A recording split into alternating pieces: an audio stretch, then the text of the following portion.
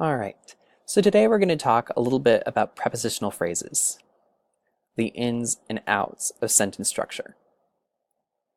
Now, of course, we're not covering all of sentence structure, but we are covering the ins and outs of it because prepositions often show location, as explained, or rather demonstrated, in these sentences.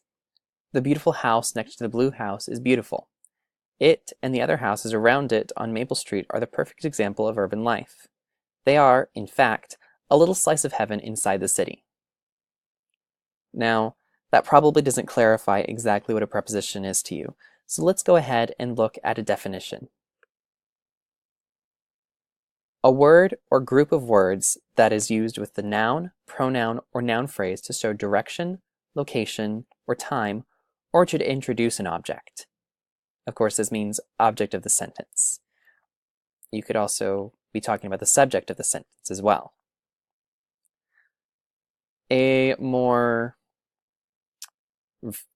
versatile definition would be a function word that typically combines with a noun phrase to form a phrase which usually expresses a modification or predication. On this slide, let's look at some common prepositions.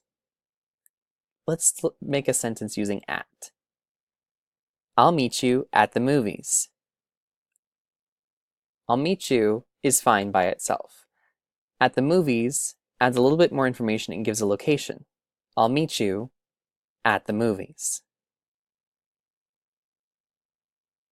Another one, round or around. They gathered around their grandfather to hear a story. That actually contained two prepositional phrases. Around their grandfather and to hear a story. All of these words and a lot more are prepositions. So what? Why does this matter? Well, prepositional phrases use prepositions to introduce more information than you would have otherwise gotten. Let's go back and look at the example that we talked about with at. I'll meet you at the movies. Without at the movies, you're missing a vital piece of information about where you're going to meet. I'll meet you. That's too unspecific. If you don't know where you're going to meet someone, you might wind up in entirely different locations. So, prepositions are really important. Let's look at another example. Say you were talking to someone and asking them to get you a yellow bottle. Please get me the yellow bottle above the stove. Now, say you had a yellow bottle of oil and a yellow bottle of cleaning fluid. Two very different things, and one of them could be toxic. By saying, please get me the yellow bottle above the stove, if that's where you keep your oil, it clarifies and prevents you from pouring cleaning material into a pot and cooking a dish that could possibly kill your entire family. That's why prepositions matter. So what? Well, they're vital pieces of information, and you need to know that, and that's what prepositional phrases get us. Now, of course, as with any other common piece of English grammar, it has grammatical structure. And sometimes you use a comma, but the question is when. Oftentimes, prepositional phrases should include a comma when they're at the beginning. In these cases, they're probably being used as introductory phrases, and they could work without a comma, but elsewhere in the sentence.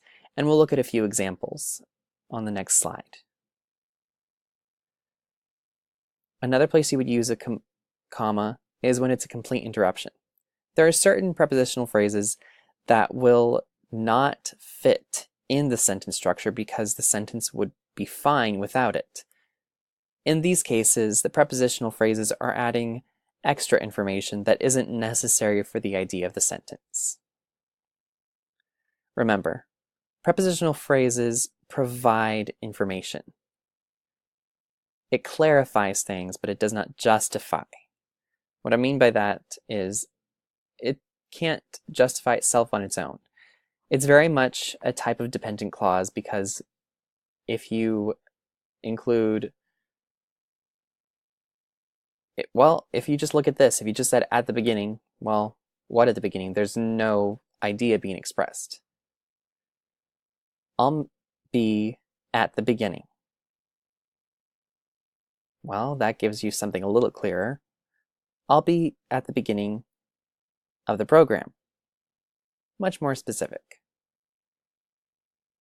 So let's take a look at a few different sentences, including prepositions. I was very unfocused in class today because I did not sleep well. Here you can see the prepositional phrase with the preposition it describing where I was unfocused. That man beside the escalator is staring at the shoes. Where is the man? He's beside the escalator, as you can tell by the preposition beside and the object of this phrase.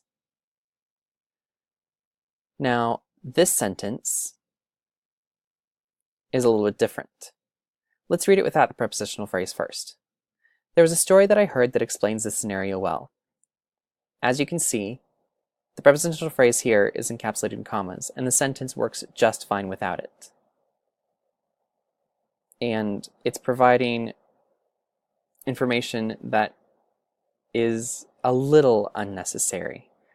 It's necessary because the person has deemed it and selected it as a piece of appropriate information, but the structure of the sentence and the idea being expressed is still complete without it. Let's look at this one. I was very unfocused because I did not sleep well. Well, okay. It's a complete thought. However, in class today gives clarification. And it matters. However, it doesn't really matter when I heard the story, just that I heard it and that it explains the scenario well, which is why this is an interrupting phrase. This doesn't happen a lot, but when it does, be sure to put your prepositional phrase inside commas. This one says, before you leave tomorrow, bring me your bed sheets. Now, you could say, bring me your bed sheets before you leave tomorrow, and you wouldn't need the comma, but the writer has deemed it necessary to put the comma here because they have moved the entire prepositional phrase to the beginning of the sentence. So, in summation, prepositional phrases add just a little bit more information to make sentences either more interesting or more informative. And they are definitely necessary. Now, the best way to practice them is just to realize where you're putting extra information, and I guarantee when you look for extra information in the sentences that you write, you'll find prepositional phrases, and you can document those by diagramming them, or just writing sentences with and without prepositional phrases to see the difference that it makes. All right. Let's move on to the quiz.